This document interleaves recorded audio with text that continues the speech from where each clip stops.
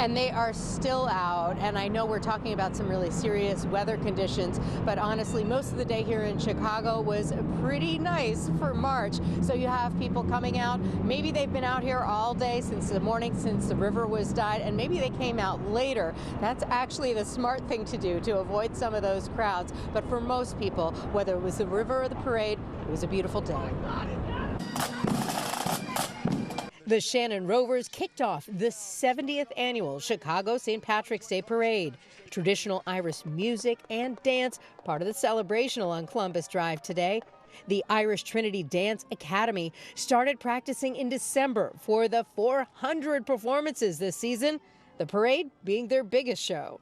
They train all throughout the winter into the early spring for these shows. And to see them today, oh, it's so proud. I started dancing when I was 3, so this is a first full circle moment for me. The Milwaukee Dancing Grannies are back in good form. Some of their members among those killed in the Waukesha Christmas parade attack in 2021.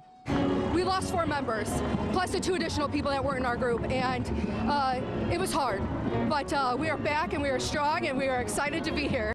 Today, a lot of security around the festivities, everyone dealing with a bit of wind, but mainly a pleasant March day to be outside. Look, beautiful weather, beautiful day. So we gotta enjoy the beautiful days that Chicago give us. The day began with dyeing the Chicago River green, a 60-year-old Chicago tradition. The Journeyman Plumbers Local 130 members in boats as the dyeing takes place. People from all over the world here decked out in green to see this uniquely Chicago event along both sides of the river. We've come to the U.S. quite often, but never to Chicago. We couldn't have timed it better to be here in time for the parade and the dyeing of the river, which we hear and see so much.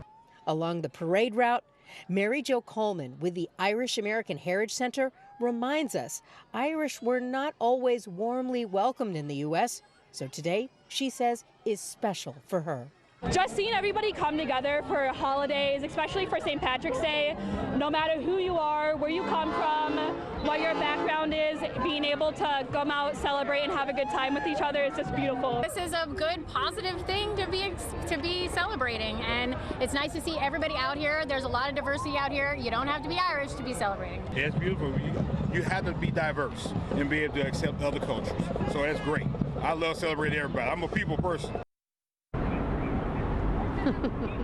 We are seeing a lot of persons along the river from all over. A lot of folks still out, a lot of traffic. If you are thinking about coming downtown tonight, just be aware there's still a lot of traffic, some unexpected closures, even parts of the Riverwalk.